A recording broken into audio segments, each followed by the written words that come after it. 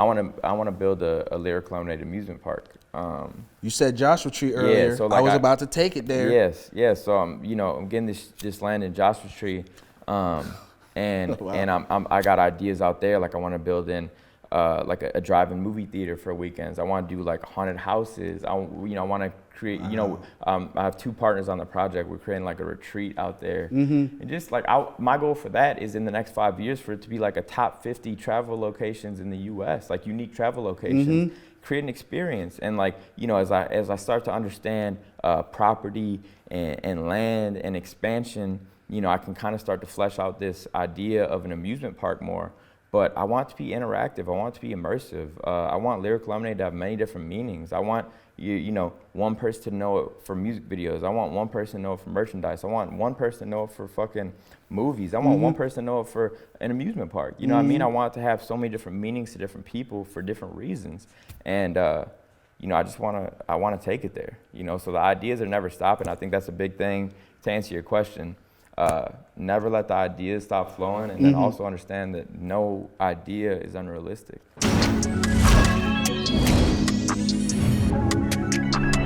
Yo, it's your boy Hakeem, and you are watching Our Generation Music. And man, I have something so special for y'all today. The man, the myth, the legend, Cole Bennett. Cole, what's up, my boy? How we doing today? Amazing, man. I appreciate you. Man, Thanks for I having me on. appreciate you, man. This is cool. This is really cool. It's just been amazing just to see your work, man, flourish like constantly. Thank you. The elevation of Cole Bennett is crazy, man. We really gotta give you your flowers right now. Thank you. I appreciate that. 100% gotta give you your flowers. I really want to start this off, with how many Birkenstocks you got? Let's take it there right away. That's a great question. I'd say probably like 60 pairs. 60 pairs of Birkenstocks. Yeah. I have a lot of the same pairs. Like this black pair, I have like 5 or 6 pairs of these exact ones. Okay, so it's like the Air Force One thing for like rappers and shit. Yeah, like but that. Mine are just like black Birkenstocks. Yeah. What's like besides black? Because black is always a good go-to to always go with. What's another like off color that Cole Bennett just like secretly really loves? Man, I love like creams. Like they have this Rick Owens Birkenstock collab, and they have so many different flavors. Pretty much like all those. I don't know, it really depends on the fit, but sometimes might pop out some navy ones, which you can't really tell apart from the black if you're looking from afar, but if you get close, you can see the details. You can really see that Rick Owens texture and that Rick Owens drip on it. Yeah. So. Chicago, man. Chicago. Grew up in Chicago. Grew up an hour outside of Chicago. Hour outside of Chicago. And moved to Chicago 8 years ago. Yeah. Small town. And I'm from a small town too, in Jersey and everything after Jamaica. And I really want to know, how being from a small town really impacted you creatively. It's a good question. I think being from a small town allows your imagination to really flourish and just expand because you don't have much around you, it's so bare bones, so you kind of are forced to think outside the box and like think about what life could be, or just see where your mind can run. And I think that's the upside to growing up in a small town. I'm just thinking, Constantly. what could happen, what can my mind do, where can my imagination go? And you kind of are always just storytelling in your head and creating different scenarios. I was making like comic books when I was a kid, and like I always just I wanted to tell stories, and it's all you can really do. I mean, when you're out there, if you're creative, like you're just letting your mind go. Was it like a lot of cornfields and shit like that? Yeah, it's cornfields all over the place. It's crazy. Hey. Yeah, it was crazy. Hey, I could just see it. It's just like Cole Bennett. Like, you ever see Smallville? They did. Is that a TV show? Yeah. Yeah, I have seen Smallville. They did a Superman movie in Plano, and Superman, the town is called Smallville, I think. And Smallville was Plano. Like they redecorated Plano, which is the town I'm from, to be like Smallville. So it's did you get like a key to your city and everything yet? Nah. Are you looking forward to that? We'll see what happens. I don't know. There was a lot of things like growing up. Like now it's cool, but like when I was really trying to get going, I don't know. There's a few things that it didn't feel like it was like embraced as much. You know, it was so left field from like what was going on that. Yeah. I don't know. Yeah, I think it's something that aged with time. But I would be honored if anything like that would ever happen. I think for sure Cole Bennett is gonna get that because I know like like you said, you know, it's not embraced. You know, video director. Everybody play football or wrestling. Wrestling and football is huge in small towns. I know you played football and everything, but you never told the world what position you played.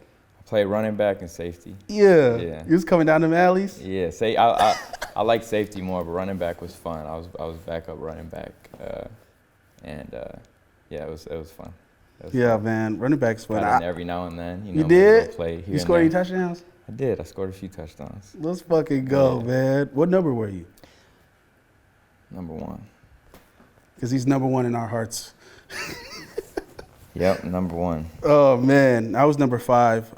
Reggie number. Bush, man. Reggie Bush. Who else number 5? Number 5's an underrated number. Jabril Peppers was number 5. Okay, I like that. Who else is number 5? I don't. Can we think of any good 5s? Fuck, what's bro name? He was, isn't the quarterback off the Bills? No, Jared Allen? Josh Allen? Josh Allen. Jared Allen's number 69. He was on the Vikings. Oh yeah. Oh yeah, he was a good. Yeah, he was a burly man. Yeah, that was a man bear, man. Yeah, he's one of those guys. Okay. Back to, you know, just early life and just like your imagination, everything. I know Simpsons is huge for you. You know, that's a big part of Cole Bennett. Me personally, I recently just got my GameCube. Yeah. Simpsons Hit and Run is constantly in rotation. One of the best games of all time. I said it. Classic. It might be the best game of all time. Bro, it's like GTA, but you on Simpsons bag. Yeah. Like it's just. It's like the cheat code. If you weren't allowed to play GTA, you could play Simpsons Hit and Run. Exactly where I was about to take it, because it's just like, yo, mom, get me this little Simpsons game. You don't even know that I'm really just getting off the GTA right now. This is really my bag right now. Exactly. One of my favorite games, you know, I also got Star Wars too, Lego Star Wars. Don't sleep on that. That's a good one too. I never got into that, but I remember the impact it had. It was very dope. But I really want to know too, with just, you know, speaking on Simpsons, what character you think you relate the most to? Probably Homer. My favorite character would probably be Krusty the Clown, but I like Homer because he's the dad. He's supposed to be, you know, this leader, and he's looked at as this figure that's, you know, he's the man of the house, but he's very oblivious in a lot of areas. And I don't know, it's just funny. I think it's relatable. I think it's real life. It's silly. I don't know. I fuck with Homer. I know one of the big goals definitely, hopefully, is to voice a character. There's a few plans I have for The Simpsons, man, some dreams, but that would be crazy. That'd be crazy. What would you want your character to be? If you could envision, like, what would the Cole Bennett character in Simpsons I would love, so Krusty the Clown has a show, you know, in the TV show. Yes. Own show. I'd love to just be, like, on the crew, you know, for his show, just like a small little role in and out, but I'm working, you know, behind the scenes on Krusty's show. Imagine you were like a director on the Krusty show. That's what I'm saying. That would be hard. Simpsons, man, hit this man's line. We need that to happen ASAP. Crazy. Let's speak on a little bit more film, because you're in film and everything. And, you know, I did hear you mention Quentin Tarantino, Reservoir Dogs, in one of your interviews. And I really want to know, like, the films you constantly go back to for inspiration, things that you maybe are, you know, taking from and, you know, really that inspires you. What are some films that you constantly go back to these days? I think Tim Burton's films are inspiring to me. So you got, like, Beetlejuice, Edward Scissorhands, you know, Nightmare Before Christmas, the Charlie and the Chocolate Factory with Johnny Depp.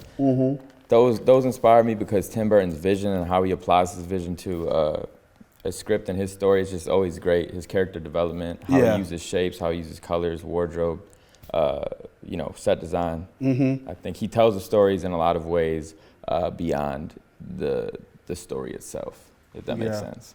No, I really love Tim Burton stuff too. And also, he just like played with like this darkness so crazy. Like it made it so lifelike. Yeah. In a weird way. It's like, yo, like, am I watching like these skeleton people or like what's going on? But it's also like feels so alive, like, you know, and I think like he created a style, like I think with music videos, right? Like we're always looking at who can create a style where you can watch someone's work, you'd be like, oh, this is this person's work. And he did that in film so well, like even when he worked on, you know, something like Batman, right? That we're so familiar with already, but you can watch it and be like, oh, Tim Burton had his hands in this, you know? So if you can recreate something that we're so familiar with, and just reinvent it, reimagine it.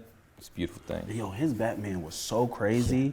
Penguins, fat suit, like everything. Even Catwoman in that, amazing. And then just like it makes winter such like a beautiful thing, right? He just made it so fucking grim and dark, like the scenes when they're in the park and shit. He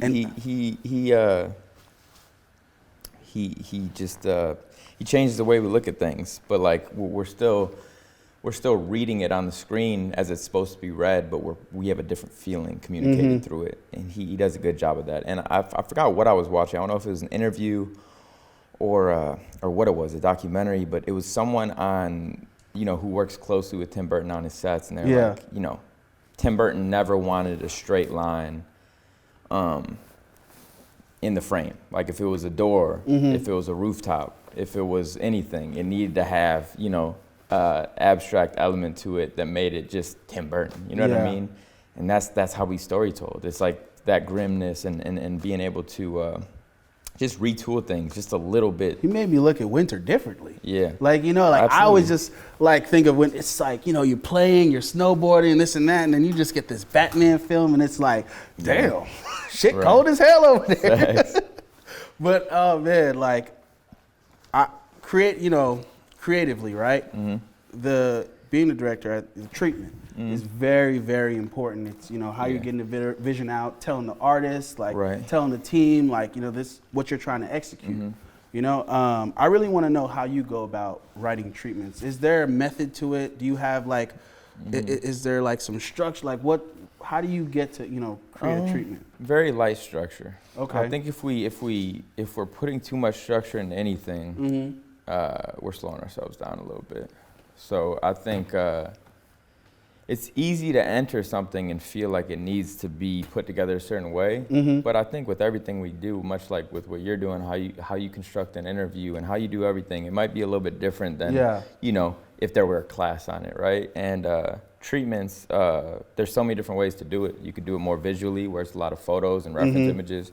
You could do it where it's very wordy and just written and fleshed out, which is like how I like to do it. 'Cause I like explaining it through words, like full on detail. Essays. So I like writing. I've always been passionate about writing. I wanted to go to school for journalism originally.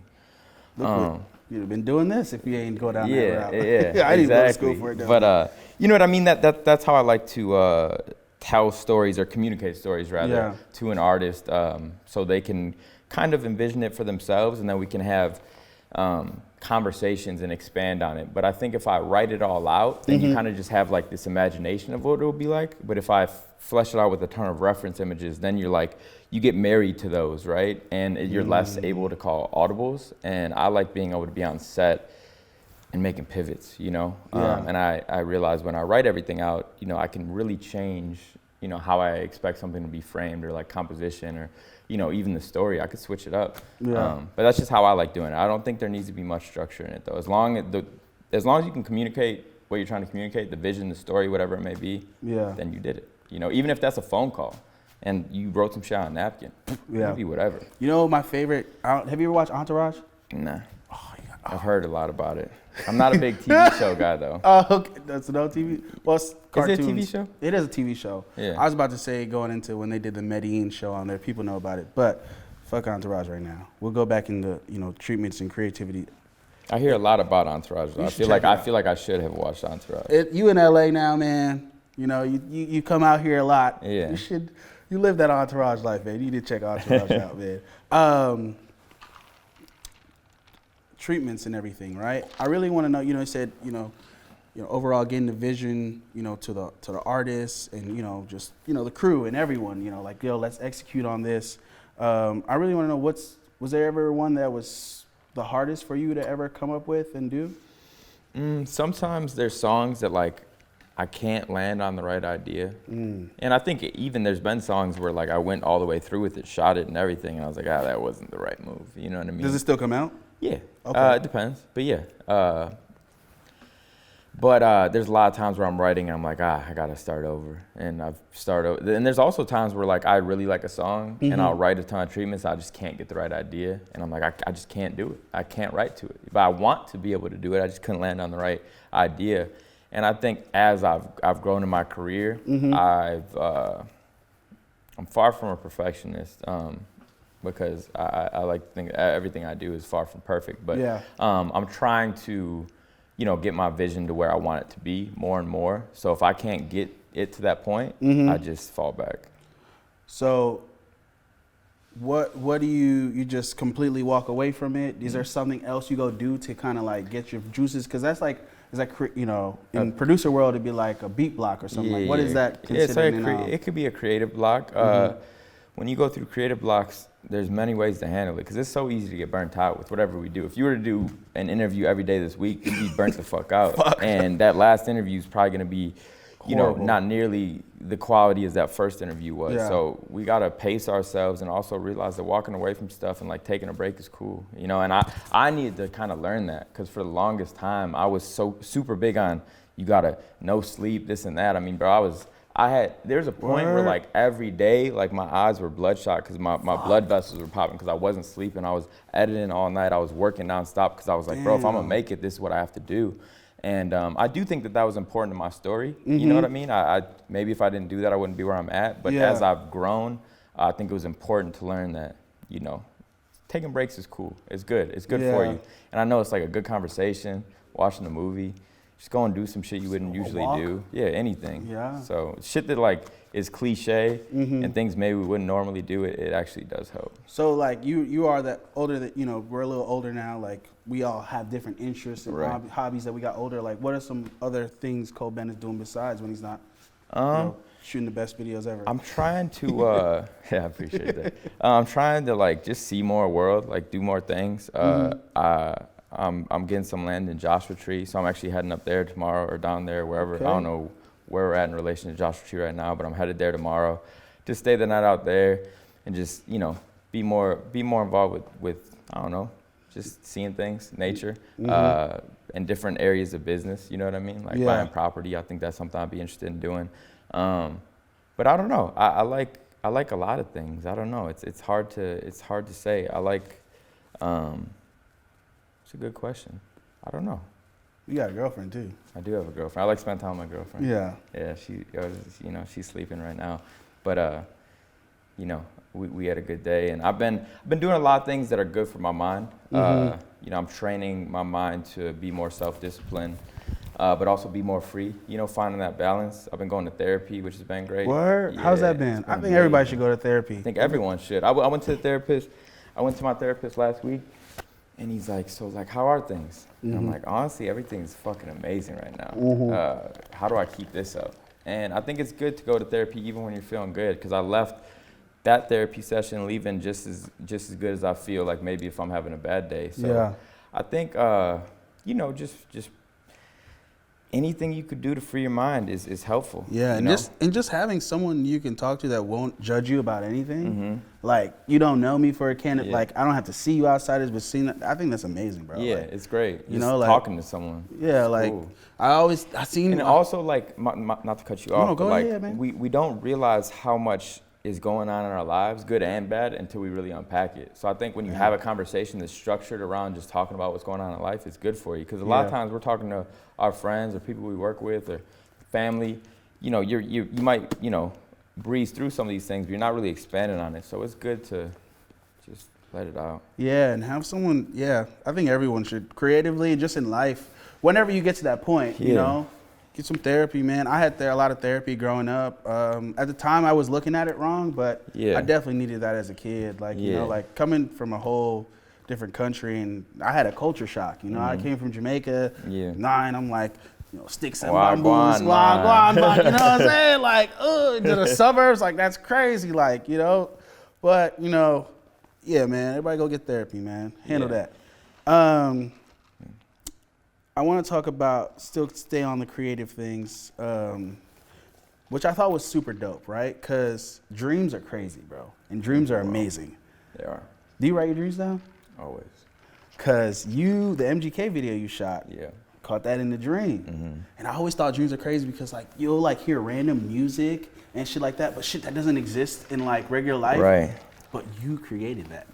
You made that song in your dream or whatever it is, like that doesn't exist out here. Yeah. And you had a crazy vision in the dream, and now you aided the treatment for the MGK video. Yeah. Talk to us a little bit about that. Yeah, like I had this dream. Well, when I wake up and I feel something is like especially different or abnormal and it feels special, I'll write it down. I'm writing down things all the time. Like today, me and my girl, where were we at? We were talking about something and I felt really inspired and I wrote it down. And like yesterday or 2 days ago, I left this, I walked out of this store and like I was walking in the parking lot and like I walked past this family in the car and it triggered this idea for a script and I wrote it down. And I've been, now the following days, I'm like, okay, what would the title of this film be? What would the plot, you know what I mean? I'm piecing it together, but it comes from experience. So when we have a dream, we don't really recognize as much as we should how much, we're letting our mind and imagination travel, because that's not things we're just typically thinking about. Yeah. And times we are, then we're really creatively gifted in those moments where we're like thinking, outside the box and like to these abnormal worlds and things. So, that particular dream in which I incorporated into a treatment, I wrote it down and I knew it was perfect for a music video. I just had to find the right song. Yeah. And then working with bro on that song was really cool because it was a different genre, and then I got to work with Travis Barker. I love Blink-182 when I was a kid, and I love what he did with rap, like with Wayne, and you know what I mean. Travis Barker's even the Soulja Boy. Yes. Cranked that. Yes. That one. He had his hands on everything. Yeah. So it was really cool to work with him, and I think it was just like, okay, I'm working on a different project. Let me really implement a different style idea. And it just worked well. I'm really happy with how it turned out, front to finish. I'm happy I had that dream. I'm happy I wrote it down. I'm happy, powered all the way through, and was able to communicate that vision. Yeah, no, that video was super dope, man. I think dreams are so crazy, man. I always hear people joke around, but I know they're serious. But I'm like, damn, that sucks. They smoke when they smoke weed. They're like, I don't remember my dreams. I'm like, damn, bro, that sucks. Like, fuck, dude. I don't know. I love to dream. Like, that's one of my favorite. Like, I control my dreams and shit. Same. You do? Same. You know that. I make decisions. I wake up and then sometimes like, damn, that dream is crazy. I'm trying to fall back asleep. And sometimes I fall back into it. Sometimes I can't. But when you're in control of your dreams, it's a beautiful thing. Bro, beautiful. It's like you're in your own video game. Can you fly too? In my dreams? Yes. Depends on the dream. I've flown before. Oh, I fly at will. Like, I can fly at will. Every dream? That's just your character? That's just time? Like, because once I know I'm in a dream, like, I'll start flying now. I'll be like, because niggas will fall so I used to fall so much as a kid in my dreams. And I'm like, fuck. And then I start controlling it. And I'm like, wait, why don't I just keep flying every time? I need to reverse superhero my flaws. Yeah, bro. I'm flying now. I Superman it sometimes. Sometimes. Sometimes. But I mostly fly like a vampire. You're a good guy. You're a good guy. You're a really good guy. Oh, man. Watch this. Cole Bennett about to hit me in a couple days. Like, yeah, man, since you told me that, I've been flying every night, man. No, the only thing I do, I just know that whenever shit gets real bad in the dreams, I blink because I'm like, I need to get out of this dream. That's like one thing I always do is like get out of the dream if it gets bad, and then try to put myself back into it if I want to fight the conflicts again. Yeah, man. Fight my demons in those dreams sometimes. Yeah, good. It gets dark. Yeah, it be getting crazy, man. The demons. They always be creeping up on us. It doesn't get that dark, but they're gonna read into that. Yeah, I got. It's like chill, man. It's not that serious. But one thing you did say, importantly, would explain everything with creativity, song choice. And I think, and to me, like as dope as your videos were, to me personally, I think one of the dopest things about Cole Bennett was Cole Bennett's song choice. I don't know if people tell you that, but you just was choosing all the right fucking records from when you started to even now. Like Cole's just choosing, like How do you go about choosing the songs that you get to execute on? It's a feeling. I'm thankful enough to be at a point where artists trust me to have a decision in the song picking process. Yeah.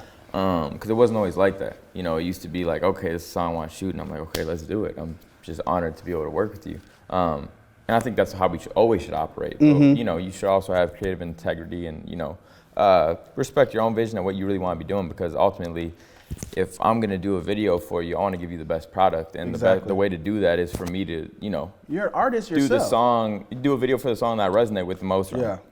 You know, gives me a feeling or lets my imagination go where it needs to go. So that's just always been important to me. I think there's been many times where I picked the wrong song, and not because of the performance of it, but just because like when I got to it and I was working on it, I was like, damn, maybe it ended up being the bigger song, right? But I was like, damn, I really would have liked to do this song or that song. I can't give you an exact scenario because I can't think right off the top of my head.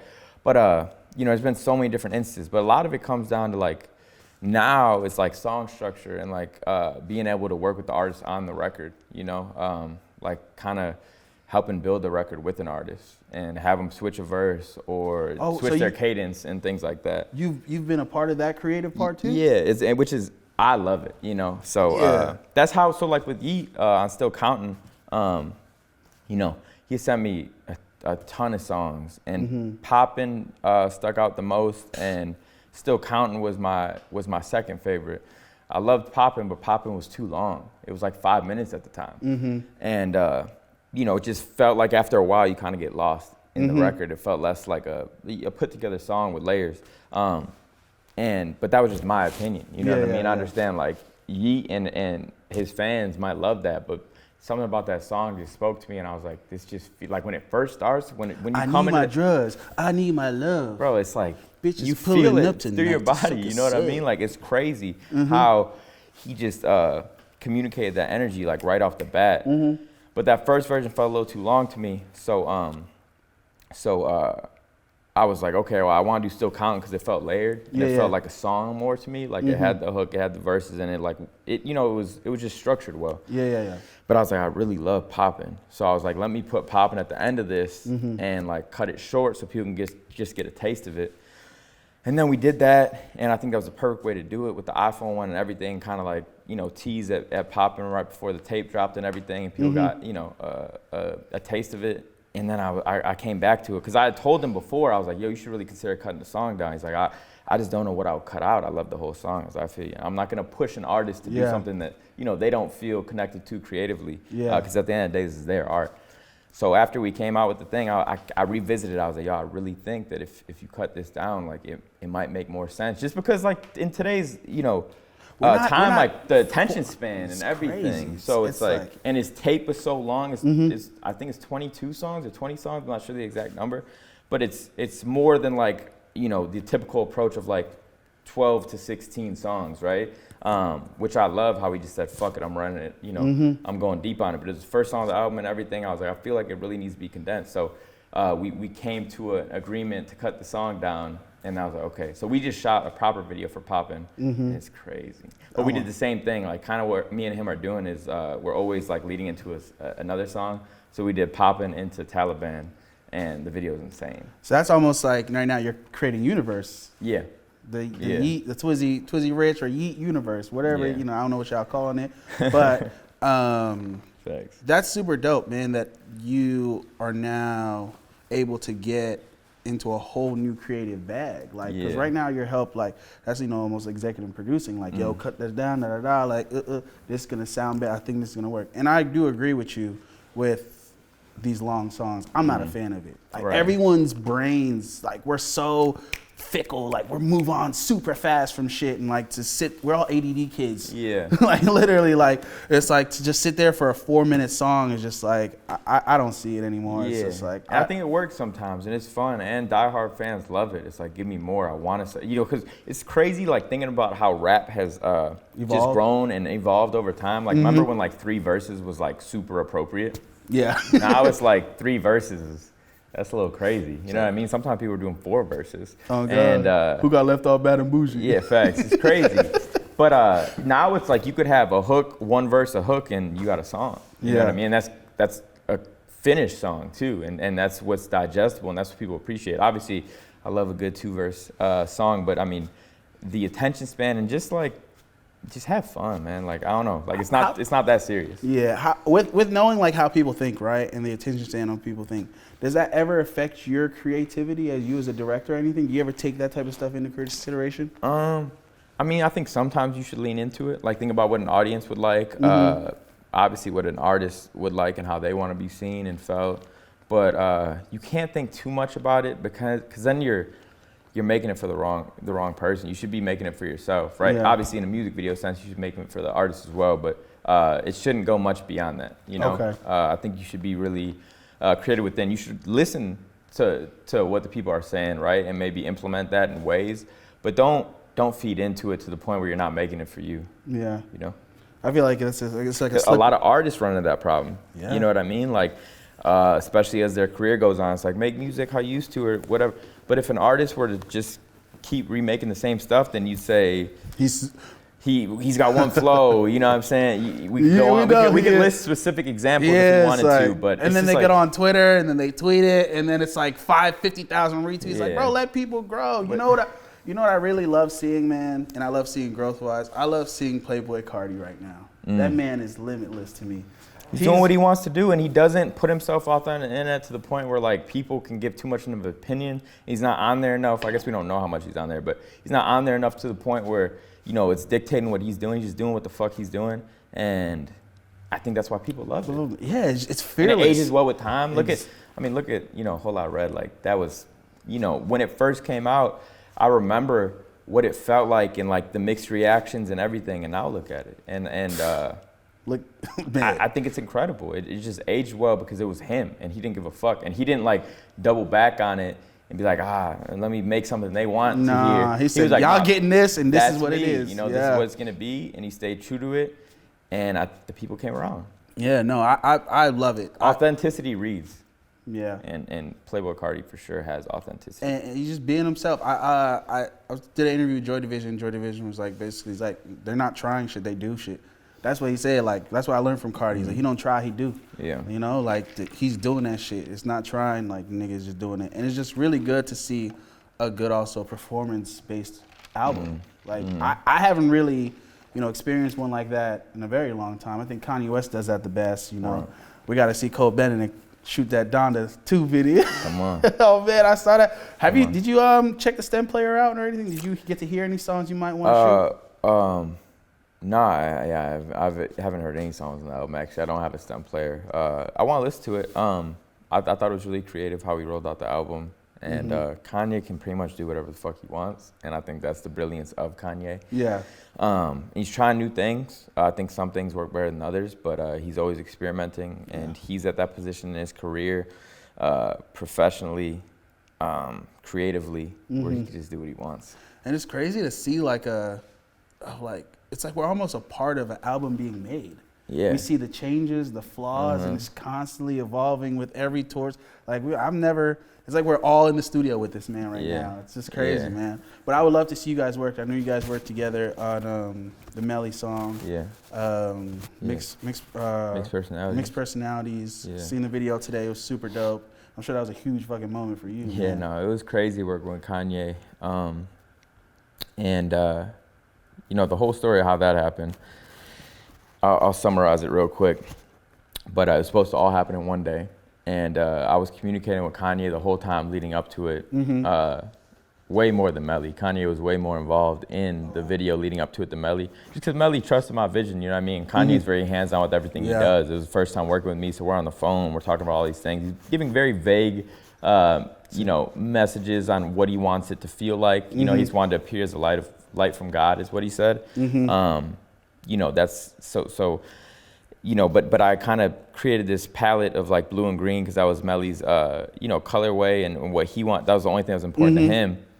Anyway, we were supposed to shoot all in one day, and then Kanye texted me. He's like, "Yo, I can't make it today." He's like, "I'm on a family trip. I'm running a little late back home." So he's like, "Can we shoot in a couple days?" And like we had just laid out like 8,000 square feet of turf, and like Melly had to go to Florida the next day to handle some things, and he couldn't stay longer. And I was like, okay, cool. Like, we'll make it work. I'll make it feel like they were together. And I had all these plans for shots for them together. But, you know, obviously we couldn't do that. He's like, oh, also, can we shoot it in Calabasas at my warehouse? And, like, we had, like I just said, we rigged all the lights, set everything up. And I'm like, I guess, yeah, we figure it out. Kanye, come on, let's get it. Make it happen. So we moved all this this turf to Calabasas in his warehouse, and we laid it all down. And he got there. And we didn't even do one scene on the floor, like where we laid down all the turf and we spent the day of like setting it all up. We did one scene on the white backdrop, like the white psych scene. And my original idea was I was gonna have their faces split, like I did in the thumbnail, but it just didn't work out when I was editing. It didn't work out how I envisioned it. So after we shot that one scene, he was like, "Yo, like, am I cool?" I was like, "Bro, I need you. I have you set for 2 more shots, but I need this one scene shooting underneath you through the plexiglass when I had the turf rigged above him." Yeah. I was like, "I need it." He's like, "All right, cool." So we did that, and he was really cool. I remember like the night before it dropped, he wanted to like make the video black and white, but the color palette was very important to not only myself, but more importantly, Melly. Yeah. And Melly was locked up at the time. So he couldn't give his input on the video. So like we just really had to, and I had to tell Kanye, I was like, look, like, you know, I really want to communicate what Melly's original vision was and like what we had talked about. So he was cool with it, and he was a pleasure to work with, man. I hope to work with him again. Yeah, I definitely can see that coming. And you said 2 very important things I want to touch on when you were explaining everything. You said color palettes. And that's very important. I love colors. I love playing with colors. I think colors are, you know, it just... Shit almost got serious. Oh, man. Shit almost had to refill. But you play really well with colors, you know, from the Lyrical Lemonade logo to, you know, all your videos to Lenny. Right. I really want to know just like how you go about choosing the colors you're playing with in a video and everything like. I think I always try to like choose a color palette that can communicate a feeling. So if there's a specific artist we might already tie to, or a specific color we might tie to an artist, right? Like with Melly, blue and green. Yeah. You know, because he was doing a lot of things with globes and like the earth, and like that was the YNW logo. So I wanted to like play into that. So if an artist kind of already has that, you lean into it. If not, or if you're going for a different vibe, just I think kind of like what I like to do is I like that to be the first step of when I am writing the treatment is the color palette. Okay. Yeah. Like I just did this video. In Mammoth with Justin Bieber and Bugatti Biebs, man. Yeah. No, we got a lot of cool stuff coming. I just directed his tour visual too. Yeah, it's playing every night. Yeah, so that's cool. For the next 2 years across the world, that video that opens up at his shows. Amazing, man. So that was a lot of fun. But you know, when I approached that video, like wanted to do it in Mammoth, right? You know, had snowmobiles and we shot in the snow, and I was thinking about that white, and then we have an action scene, there's blood splatters, like red on white, and then, you know, it's also like in the woods, so I'm leaning into camos and oranges, you know, that blaze orange camo hunting style. Ooh, so, yeah. you know, we had a lot of fun with the colors on that one, but I'd say orange is a consistent theme in that video, and it's subtle, but it communicates through every shot, just in the wardrobe, and just small details. But that was a lot of fun, and sometimes you're thinking about like set design, so it's like, okay, I wanna build a room that has, you know, purple carpet, shag carpet, and then I want to have white walls with 2 red stripes, and then you kind of start to build out shots like, okay, I'm gonna have their wardrobe play into this look and that look, and you're gonna have alternative colors and how those communicates, and sometimes the colors have meaning. You know what I mean? As a director, I'm sure like when, you know, you said the deeper meaning and stuff, when you do stuff like that, I'm sure when people catch it and you get it, I'm sure that makes you feel amazing. Like you see a comment like da da da, and you're like, yes, let me like this real quick. Yeah, no, it is great when someone really, you know, is able to read into the message you were trying to communicate. But I don't think that's what it's about. You know, I think once you release something, a piece of art, a video, an album, a song, it's no longer yours. You know what I mean? And it's open to the people to interpret it how they wish. Like I forget. To bring up Quentin Tarantino again, I forget what film he's talking about. It might be Pulp Fiction. There's an interview where he talks about like how personal that film is to him. Yeah. And he's like, I'm not going to explain to you why, but he's like, my connection to that film and the process of making it was so pure and executed the way it was because it was personable to me. So if you can make something that's personable to you, but, you know, can then be released and become personable to someone else for their own reasons. Yeah. That's what art is, right? Yeah, exactly. So, yeah. It's amazing, man. And, you know, we had an amazing night hanging out a couple months ago, and we're talking about, you know, your new thing creatively that you're doing, these iPhone videos. Yeah.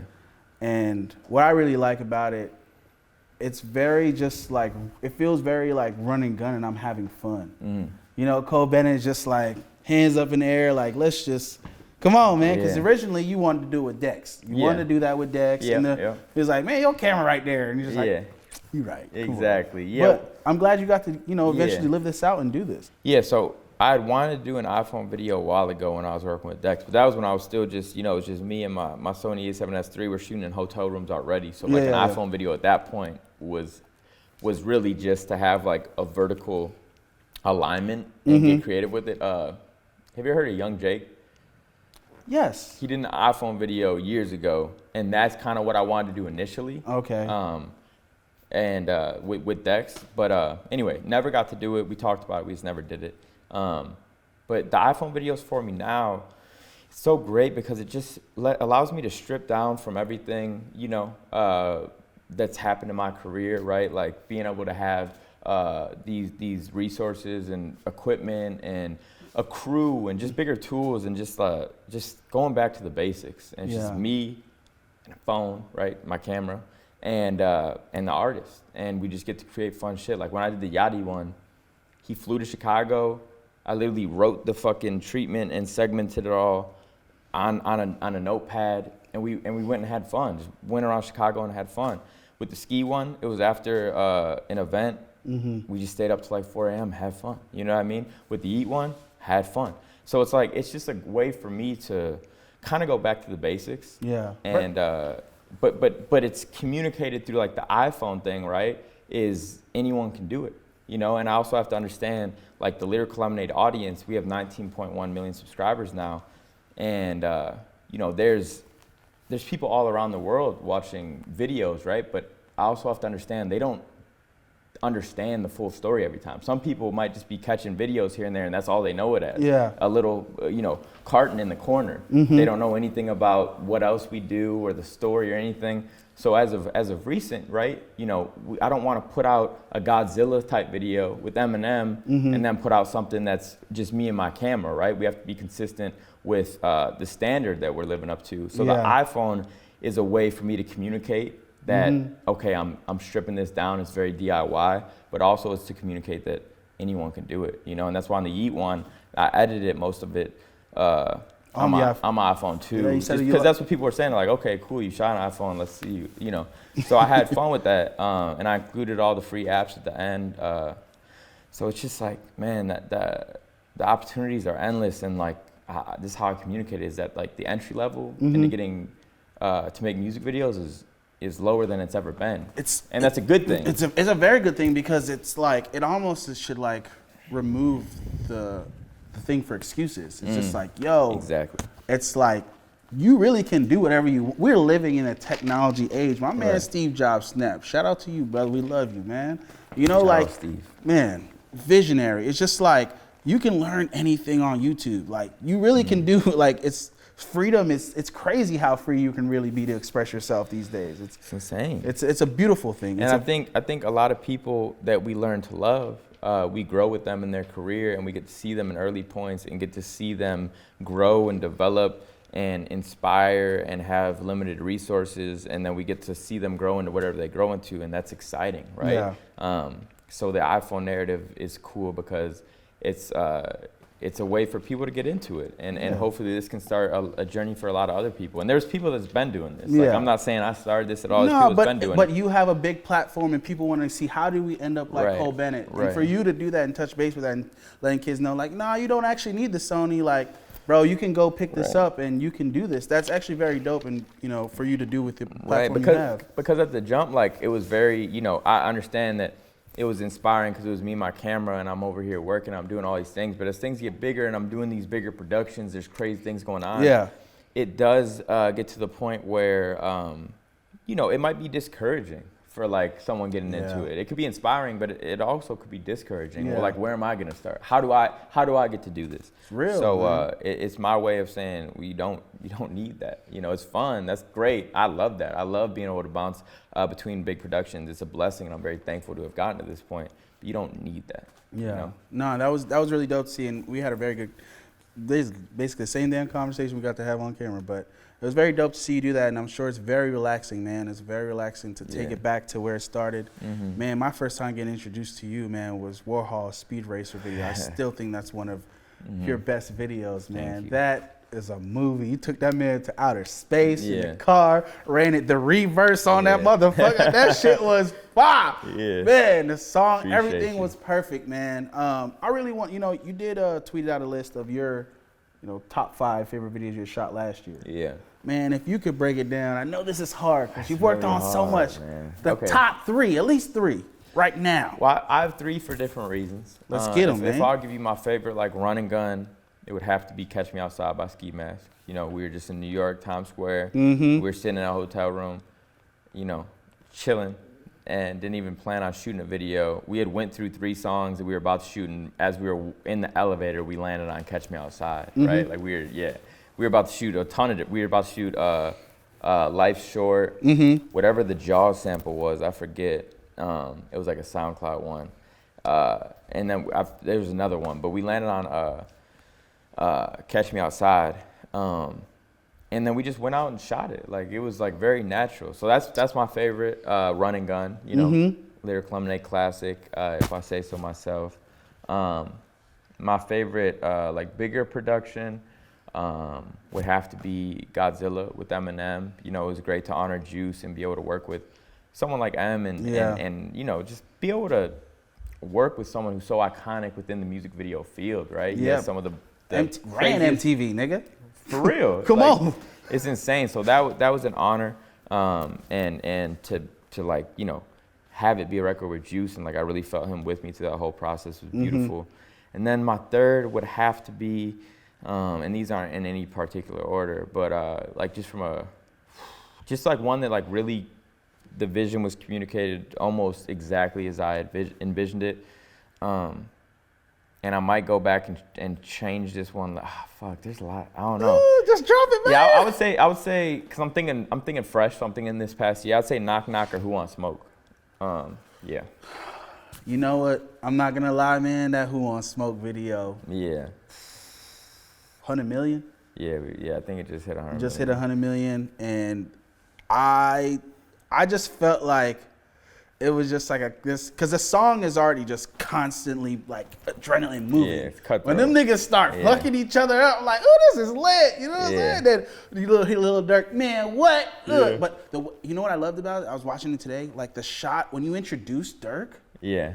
It was like, I knew he was on the title, but the way you introduced him, it was just like, it was like the camera went in on him like that, and you just saw him at the end like a mob boss. I'm like, yo, that's hard. Like, you really, okay, I got this. Like, I think it's fun when you get to put artists in different worlds, right? You know, like having 21 Savage as a news reporter and having Dirk as like, you know, just he's suited up, booted up, like just like calling shots was great, as well as Nardo, and like it was just fun. You know, it was putting them in a different world, but also like it was still performance based. Yeah. It was still like, you know what I mean? Like, I think that video would have just went just as crazy if it was shot in an hour, you know, in a parking lot. But I think the fact that we were able to create a storyline and, you know, have fun with it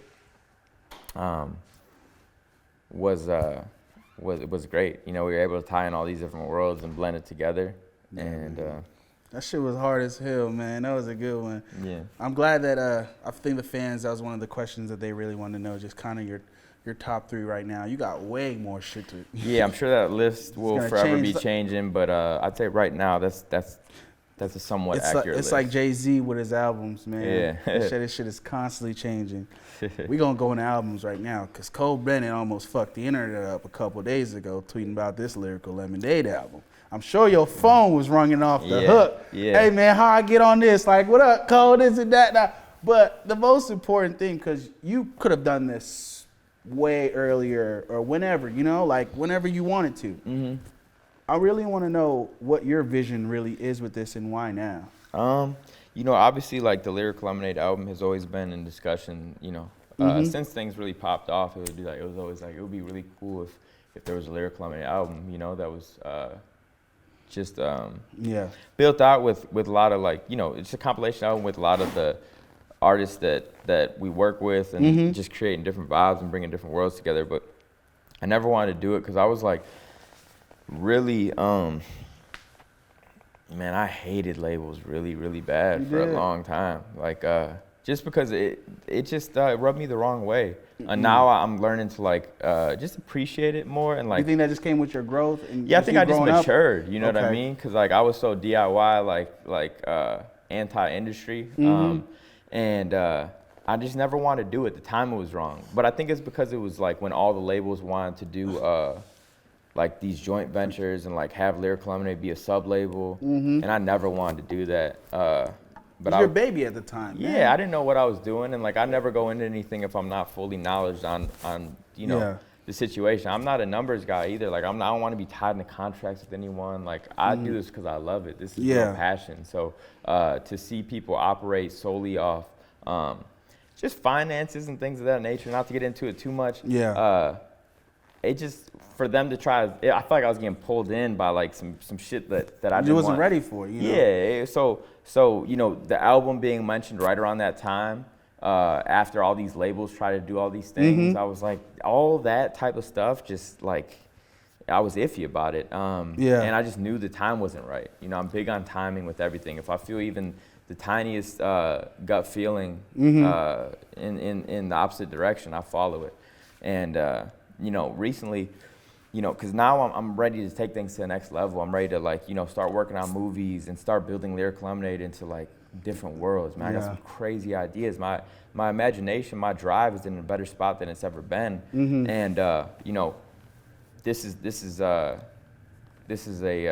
unturned stone. Like this is something that had to be done as a Lyrical Lemonade album. And I know that now with you know, just my experience and a lot of the relationships I've built, I think I could really do something cool, bring people together, and just make different sounds that maybe wouldn't get made otherwise. And like, you know, with me getting more involved with records and like, you know, that executive producer role in terms of just helping construct and layer songs, it's exciting for me. I want to be in the studio, bringing people together and like, you know, just building records. So I think this would be really cool. So this ain't for you like something that you're just gonna be, hey, send me some guys, send me a 10 guys, send me your 10 best songs, what you think, Like, no, you're gonna get hands-on in the ground, in the mud with this. Like, come on.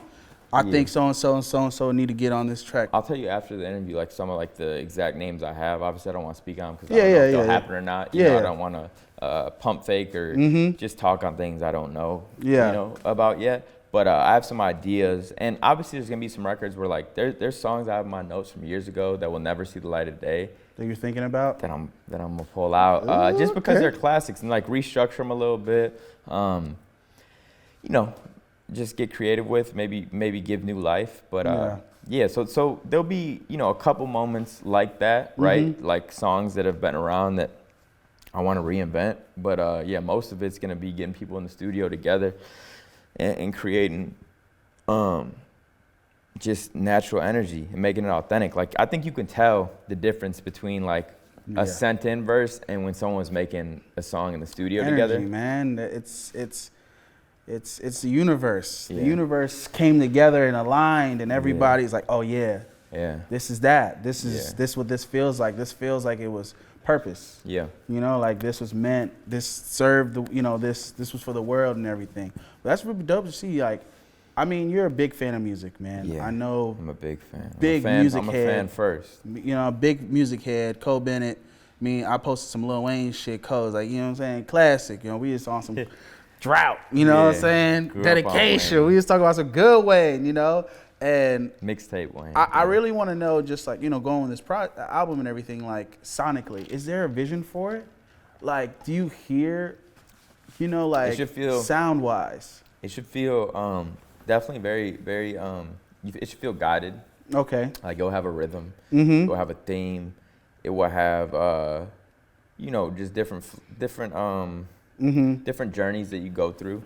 Obviously, it's a little bit different than if an artist were to be making an album where they can control, every little piece. It's going to be different artists and of all different senses. So it's gonna be sporadic at moments, but it's gonna have a theme for sure.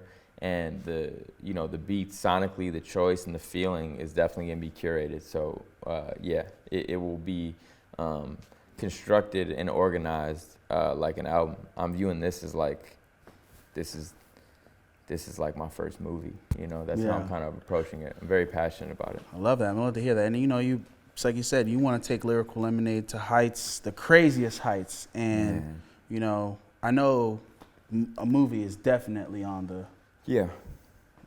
Have you ever started writing any treatments or any ideas? Like what genre? Is Cole Bennett gonna do some scary shit? Right. Some alien shit, or like what is some comedy? You like a Seth Rogen type of dude? Yeah.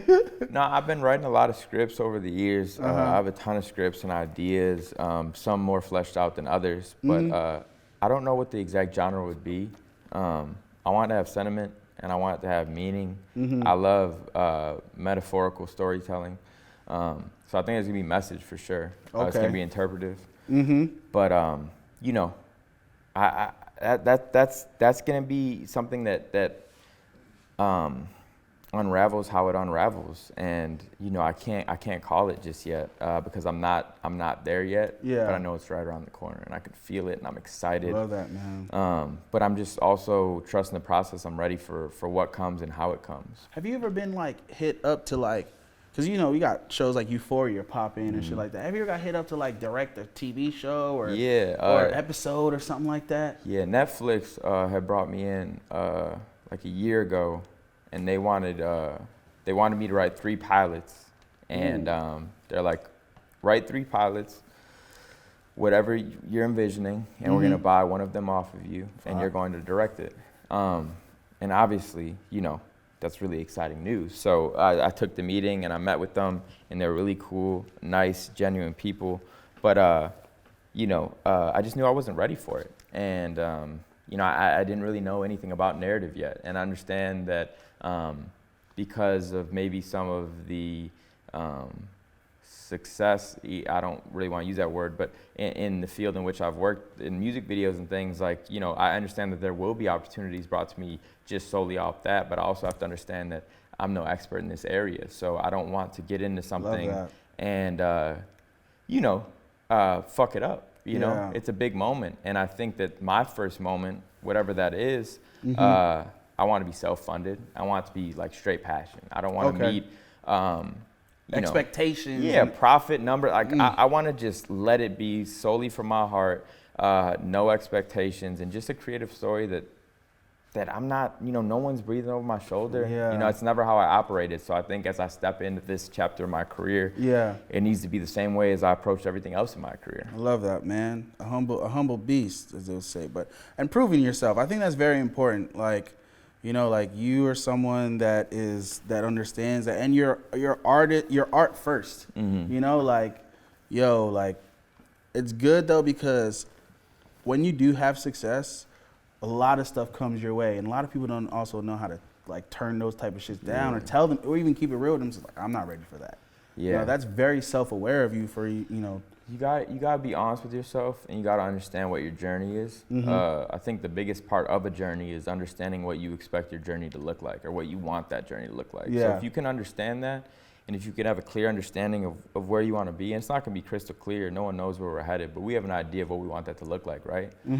So if you can have that mindset, I think it allows you to look at things less like opportunity based, because when you're in a point where you're really catching a flow and a rhythm, much like yourself, you're killing it right now. Probably so many different opportunities that pop up in different areas, but we talked before. I was like, yo, is there anything else that you could do right now? Like, and you're like, yo, I'm tapped right now. Good, like I'm doing what I want to do, and I'm organized, and I feel comfortable.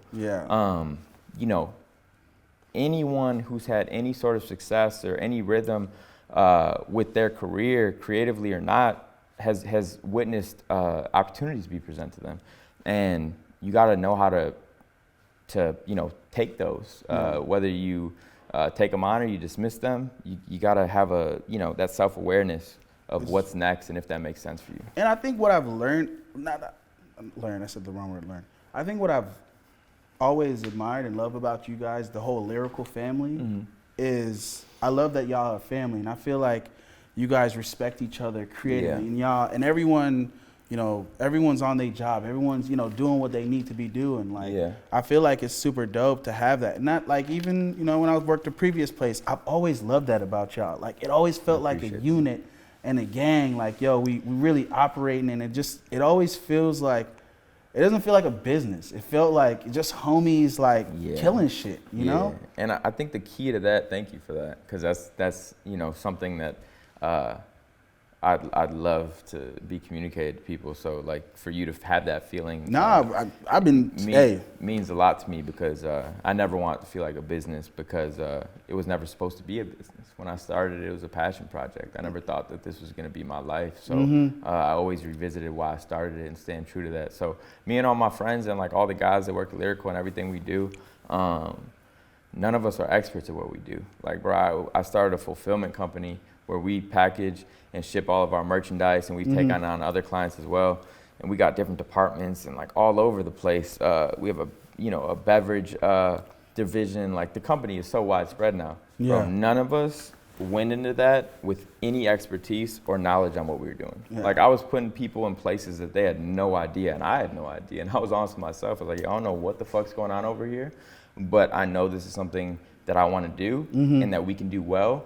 And we just got to jump into it, because everything I learned was from jumping into it. So that's something I try to teach. And, I think leadership is encouraging trying things out, and there's things that we've done that didn't work. And, but at least you failed with your gang, or didn't, whatever. I don't want to use the word fail. Like, you learned with your gang, you learned with your people. Like, I'm not taking this L on my own, I'm taking this L with my people, and we're going to bounce back. We learned, There's no such thing. When you're trying shit out, that's gonna happen. It's part of the process. So, I love that none of us are experts at what we do. Man, and also I see Nigo say that too. Nigo had said that oftentimes people that don't have, the training for something traditional end up being low key the best sometimes, because they're looking at it with such a different, it's such a different view. Like, it's so like, yo, I don't see that where you see that little mess up right there. That's actually beautiful. Right. Everything should feel like authentic. Like our process, our journey should feel authentic. Like, I keep praising you because I admire you and what you do. But team too. Yeah, you got a good strong team too. Everything that all you guys are doing, I love you calling that out. Of course, man. That's what it's about. And everyone's killing it, and like how you guys came in here and are operating is very professional, but it's like it's the guys, gang, man. You know what I mean? Gang, it's the guys, it's just man. the guys, we're chilling. Like your approach, not to turn this on you, I don't want to be interviewing you or making you went to school for it now. You went to school for it. I don't want you to feel uncomfortable, but like we were talking earlier, and I was like, who are some of your inspirations? And you mentioned Zane Lowe, and I think Zane Lowe is so well at what he does because he's really finding how to connect with the person. It's not like, okay, we're going to hit these certain topics, and hopefully yada yada yada, we speak on this, and hopefully we get this headline here or there. You know what I mean? Like if it's pure, it's good, and you're pure with what you do. And you make people feel comfortable. Yeah, and I like love, man. I like the love of music. I love the love we have for art, whatever it is, what we love. Like, I'd rather talk about what you like, dude. Yeah. I don't want to I don't care who you fucked last week. Yeah. I don't. Like, I want to talk about, I'm leaving my house, I'm listening to R&B, I'm in a good mood. I'm like, bro, I'm listening to this. What you listening to? Yeah. Because now in the day and age we live in, with the internet and everything, it's like, how much people have gotten killed and controversy has gotten started because of like blogs and the internet and people like creating this narrative, this narrative, and then creating a further dialogue beyond that and letting fans hone in on it. And then it's such an evil place. So like, if you can come from a place of purity, it's great. We're talking about you know, what I like doing. And when you're interviewing people, you're not talking about exactly like you said, Bro, like who they, you know. Who you fuck, who you shot. Yeah. I don't care about that. Who they it's have beef music. with. Yeah, you know, it's so. art. I love music and art. And if I ever, me personally, if I ever got to that point, I probably won't ever do this. I'm going to be honest. You will never see me do this. Right. I'm not doing that. Like, and that's great. Not cool at all to me. And that's what it's about, man. And I think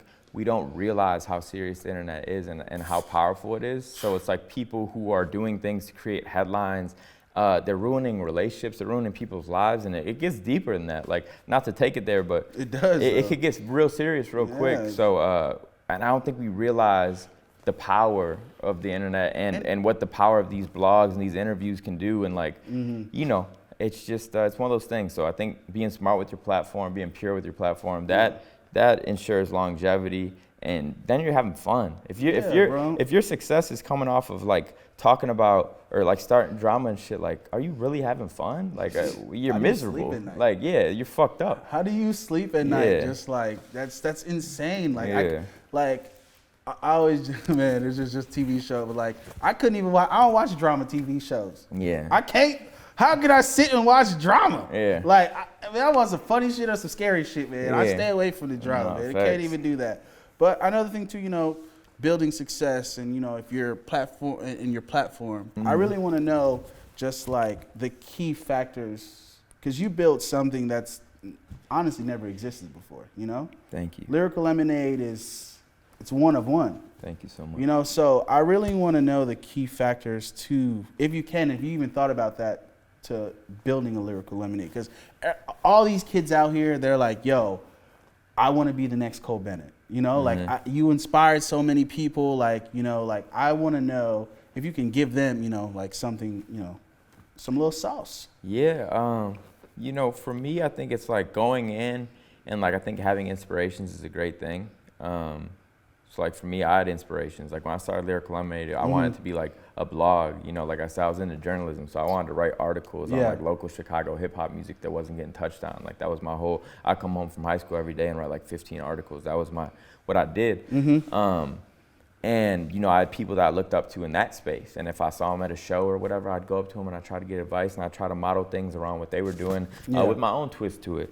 But I think that's the key word, your own twist, and you'll realize, like, you know, as time went on, like, I was open to what came. And I fell in love with, you know, filmmaking and telling visual stories and, like, okay, well, I also love creating experiences. So now I'm doing shows and, you know, and then just so many different things. And think about marketing and branding and how you get creative, because, like, a lot of fun comes in areas in which we don't think fun can be had, you know? Like, I have so much fun, like, planning and like marketing shit. Like marketing is an art, you know, that to have fun with that, you know, and like we sometimes find ourselves so you know, one tracked in a certain direction. It's like, okay, I want to make music videos. Well, I'm gonna make music videos the best way I can make music videos. It's like, okay, well, how do you build the world around that? How do you extend the experience? You know, how do you make it interactive, immersive? How, you know, release merchandise, do shows, you know what I mean? And that's kind of what I'm trying to do with Lyrical Lemonade, is always think outside the box of how I could extend the experience. I think that's the key word of Lyrical Lemonade, is experience. And I want it to feel that way. Yeah, extending that. Like, bro, I have this idea, and it's like my main focus right now. I don't know if it's my main focus, but it's high on the priority list. I want to build a Lyrical Lemonade amusement park.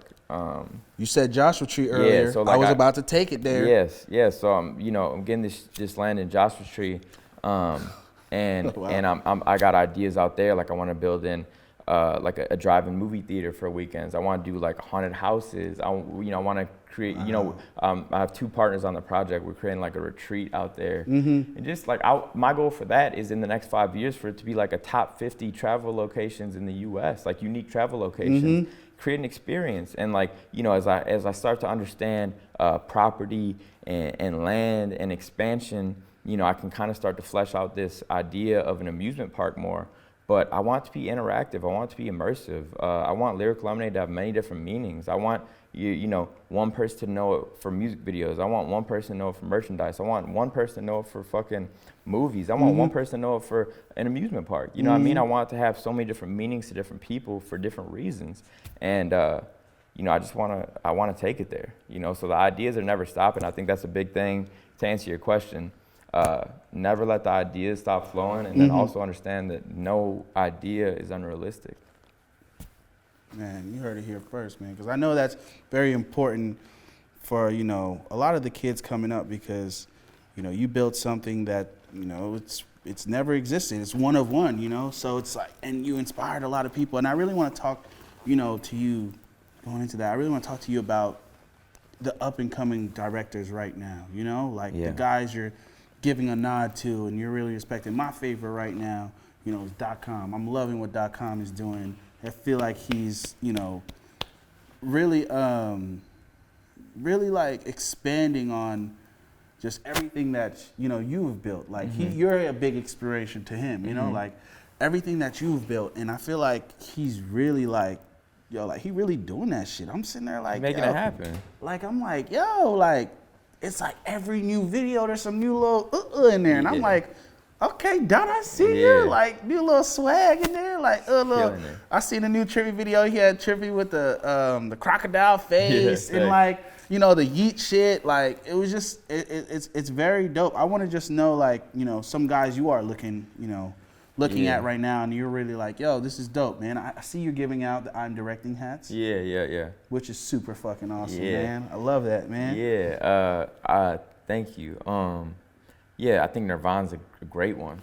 We'll start there. Man, Nirvana, just like you said, he's giving a little bit of new flavor every time he drops a video. He's creating a style, right? Yeah. He's creating that visual experience where you could watch a video and be like, oh, Nirvana did this. And if you can get to that point, you're doing something right, where you can create a feeling, a look that is identified, you know what I mean? Like, oh, that Nirvana did that, So he's killing it. And, I love talking to Nirvana because he's so open to learning, right? Yeah. And he's open to ideas and advice and suggestions.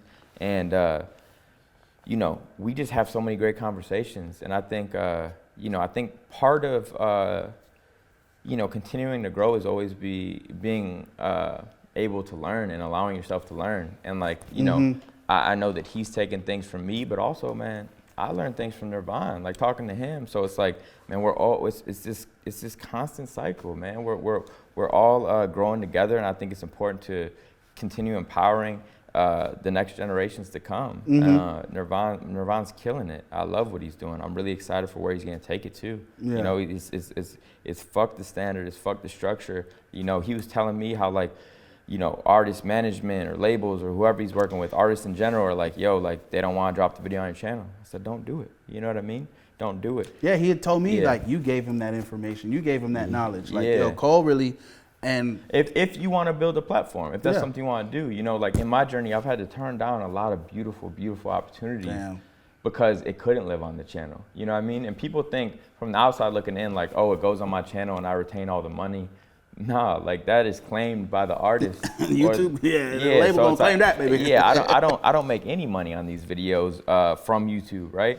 You get an upfront fee. Yeah, right? Like, you know what I mean? And sometimes I put that straight in so it's like that varies, right? But yes, I don't, make money from the YouTube views, right? So that's always like a confusing thing, right? Sometimes with the channel, like, well, you're gonna claim all this? I'm like, nah, like this is just a platform I built. I'm trying to curate an experience for an audience that I've been blessed to help build, you know what I mean, over the years. Like this is for them, you know what I mean?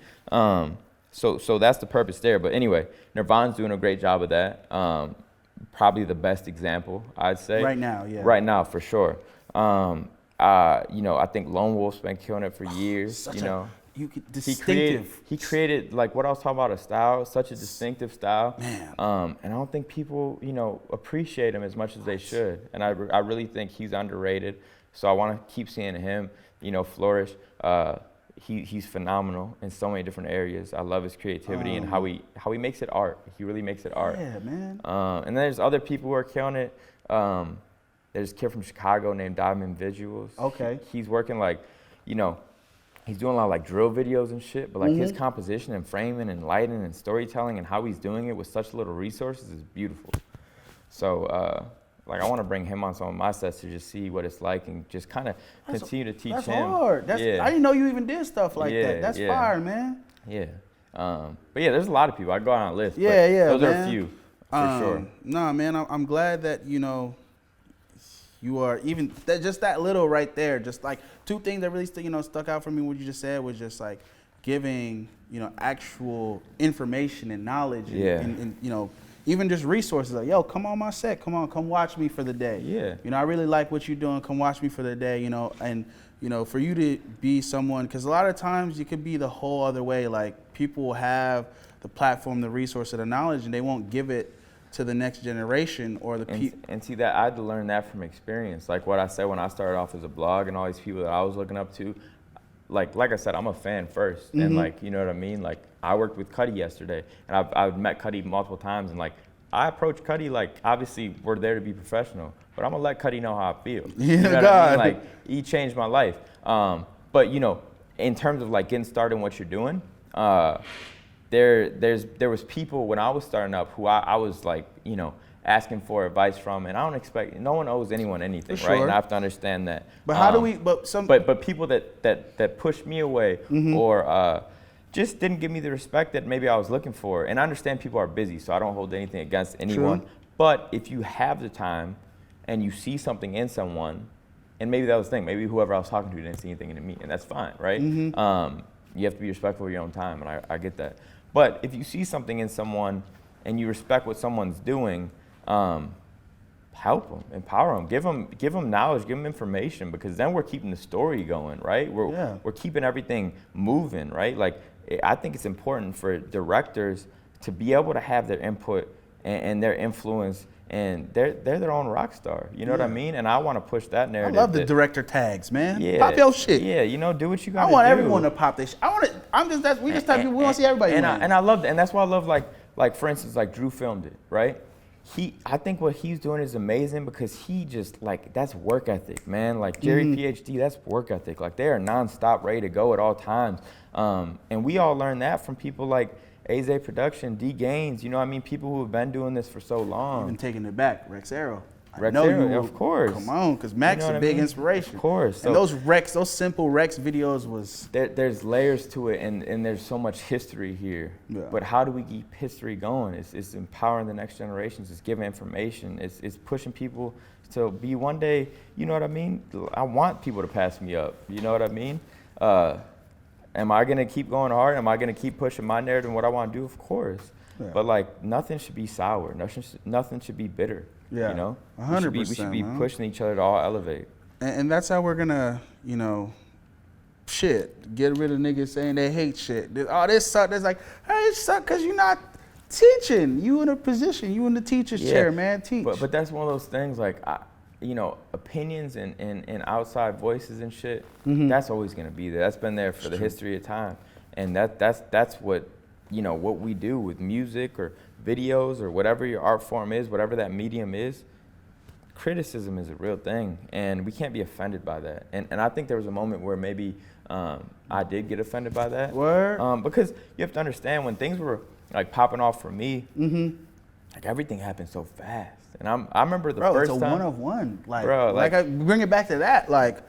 But I remember, and I forever am so thankful for Dex. Like, I mean, Dex changed my life, and I will forever say that. You know what I mean? I can go on and on about that. Yeah. But I remember just leading that thought into this next one. I remember one of mine in Dex's earlier videos, he had posted a snippet of it. He's like, yo, go tell Cole Bennett to drop this. But on my Instagram, I'm private. You know what I mean? Like, I didn't do Instagram like that. I'm getting all these follow requests. The fuck? I was panicking, bro. I'm like, it's hundreds. He's like, where'd I go viral? And I'm declining all of them because I'm like nervous. I'm like, bro, I don't want this. Like, I'm nervous. You know what I mean? But then I'm like, oh wow, this is amazing. Then I got to a point I was like, wow, people appreciate what I'm doing. This is beautiful, right? Yeah.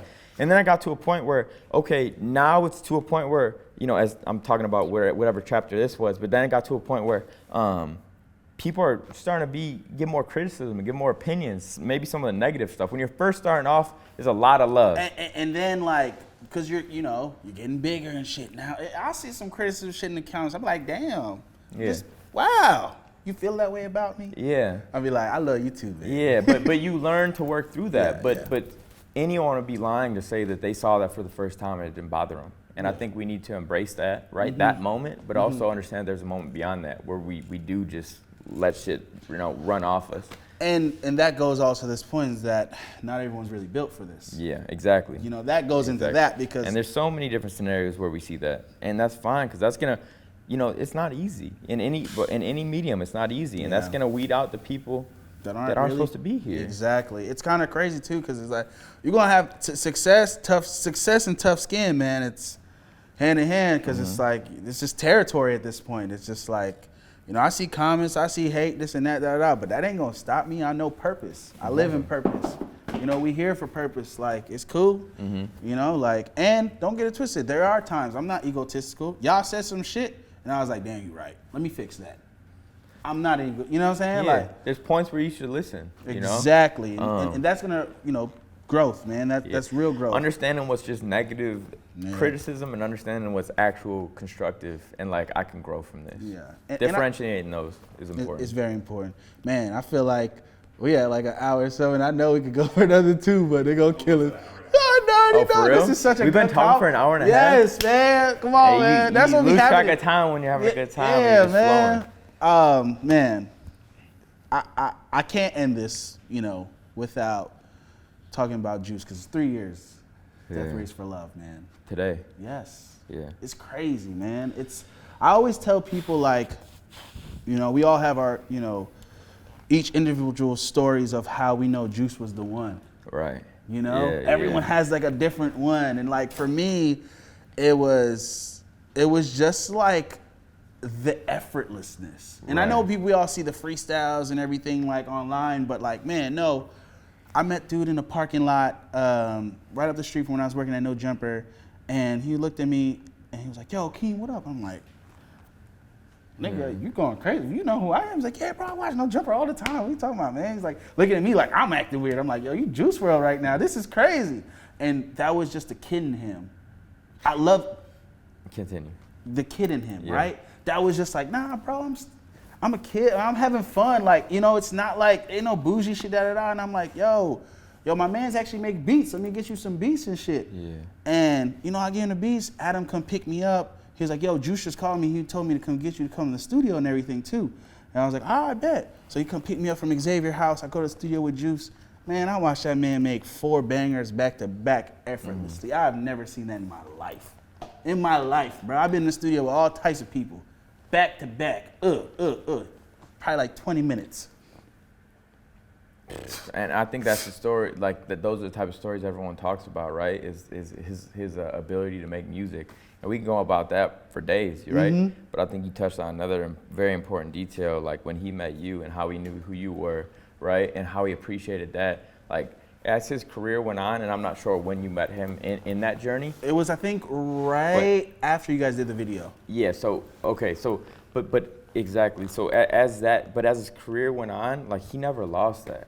He was always a fan first, like, he just loved making music and he appreciated music, and there was no ego with Juice ever. I can't tell you one time I ever looked at Juice and was like, you know what I mean? He might be acting out of pocket or whatever. And when I say acting out of pocket, he had every right to act out. Yeah, he's Juice. He could do what he wanted. Yeah. But there was never any, like, not the lightest hint of arrogance, He was just himself, and he was appreciative. I remember one time, I forgot what video we were doing, but there was this small local Chicago band that he was a huge fan. It was a rock band. And just to give you a gauge of, like, interaction, right? 'Cause that's the world we live in. Their social media, less than 10,000 followers, maybe even in the hundreds. They were a very small rock band in Chicago. And Juice was like singing the lyrics on set, and one of the crew members working on the set was like, yo, like, those are my boys. And Juice was like, no way. And keep in mind, Juice is a multi-platinum artist at this time, right? These are like, this is a local Chicago rock band. Yeah. And he's like, bro, you gotta put me in contact. He's like, bro, it'd be a dream come true. And he's hitting me the next day for dude's number, like, really trying to, like, get this in motion.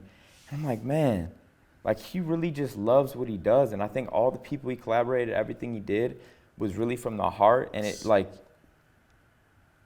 was because he had passion for music, and he respected other people's passion for music, and he was just a kid having fun. And I think everything happened so quick, and you know, fame is a lot to deal with, and he went through so many different things in such a short amount of time, and that's difficult. And you know, none of us can understand that. I don't understand that. You don't understand that. Everyone out there doesn't, you know, and because he went from nothing to a superstar in 8 months. It's fucking insane. Like, it might be one of the quickest, you know, superstar runs we've ever seen. Career trajectories we've ever seen. And he handled it with grace, with passion, with love, and true to with purity, you know, with you know, with morals, and man, one of a kind. It's insane, man. And like that was like, just like adding to that, like that was the first moment, right?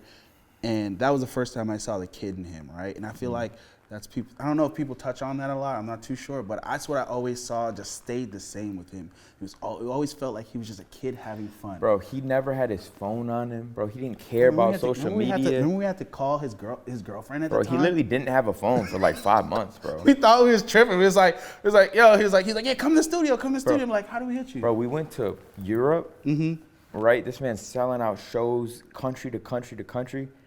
Bro, he didn't even have a security guard. Like, it was insane. Like, he skateboarded. He just wanted to have fun, and he didn't want any of those things. He just wanted to, like, I remember telling him one time also, cause like, you know, we're going to shows, you know, he's performing, and then after the shows we're going to the studio until 4 a.m. and then the next morning at 10 a.m. we gotta catch a flight to the next country, and he's getting there doing an interview and all these shits all day, like doing all. And I remember pulling him aside one day. I was like, you know, you don't have to do all those things. Like, you just gotta go out and there perform. He's like, bro, I thought this was my job. You know what I mean? He's like, and I'm like, it is, but you don't have to do every interview that you're told to do and everything. He was just so blessed and excited. But the thing is, if he could be in a situation where you asked him to freestyle, he was gonna take that opportunity. That was his favorite thing to do. So he wanted to do these things. He just loved music. Yeah.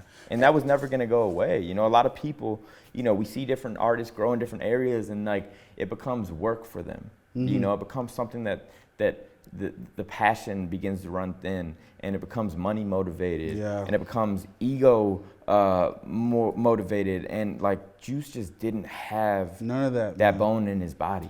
You know what? Like from that first moment, right, leading into headlining, I think he was almost I think he was like maybe third person right after Travis Scott, Rolling Loud, when him and Ski performed. Yeah, with me, him and Chris, and whatever. We went on this tour bus after. Juice is Juice WRLD now. Juice is Juice. He just probably... He's the guy. He's the guy, right? Yeah. We're on the tour bus, this and that. You know, I've been around shit. I don't sometimes let my presence be too known. I'm still, you know, I'm around Adam and shit. I'm a little Adam, little homie and shit.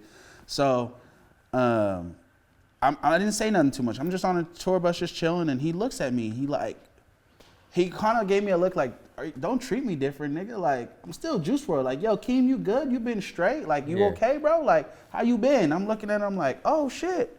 You're not acting weird. You're like, you're really different, bro. Like, he looked at me like, it's like he looked at me in the face and was like, bro, don't treat me weird and different, bro. And I think that was part of what was difficult for him in his journey. It was difficult to see people around him, you know, because that's natural.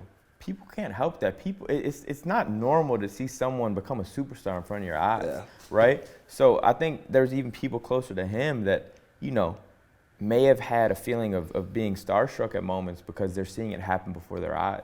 But Juice was so rooted in himself and who he was that he didn't want any of that. So things like that were strange for him, absolutely. Just a kid wanting to have fun, man. I love him, man. Be the GOAT, man. Music is definitely missing your presence right now. And you know, we've been talking for a while, and I feel like we can go down rabbit holes and rabbit holes. We could go for 5 more hours, man, for real. But we got to close it out, man. Maybe I'll get y'all a part 2 soon. Yeah. In a year or 2, man, Cole Bennett go conquer some more amazing things. That was fun. Thank you. That was dope, man. I appreciate it. Hey, what's your message for our generation? We usually do this closing out and everything. My message is it's a difficult question, man. It's very general. Very. Hey, at least you ain't you ain't directed to the page because they do that sometimes. Oh yeah. Tap here, man. Make sure you like everything. Yeah, exactly. No, man, I'd say kind of what I've been saying. Stay true to yourself. Do what you want to do. Sometimes that means taking a longer route on that journey. But if you do what you want to do, it's true to you. You have more fun. You'll be more happy. And my personal definition of success is happiness. So if you can be happy, man, you're in a good spot. Everything is relative. People who are much less fortunate than us, people who are much more fortunate than us, the bad days, the good days, they all feel the same, right? Yeah. Everything's relative. So value happiness and take whatever route gets you to that point. Love it, man. Cole, man, appreciate you so much, my boy. Thank you, man. Appreciate it. Hey, man, you know it's a good one when niggas still want to talk. Yeah, facts.